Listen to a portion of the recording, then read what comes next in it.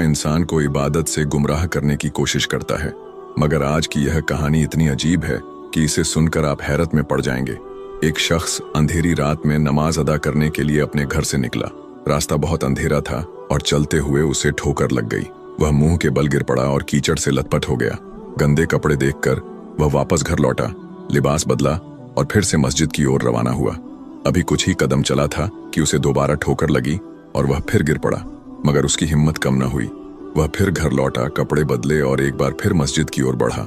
इस बार जब वह घर से बाहर निकला तो दरवाजे पर एक अजनबी खड़ा था, जिसके हाथ में एक चमकता हुआ चिराग था। अजनबी चुपचाप उसके आगे आगे मस्जिद की तरफ चल पड़ा।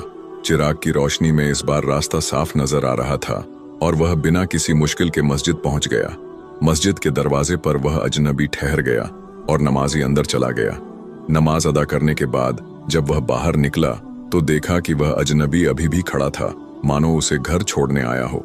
नमाजी को अजनबी पर शक हुआ और उसने उससे पूछा, आप कौन हैं? अजनबी ने जवाब दिया, मैं इब्लीस हूँ। यह सुनकर नमाजी हैरान रह गया और बोला, शैतान मुझे मस्जिद तक कैसे छोड़ने आया? तेरा काम तो लोगों को गुमराह करना है। इब्लीस हंसते हुए बोला, जब पहली बार तू गिरा तो अल्लाह ने तेरे सारे गुनाह माफ कर दिए।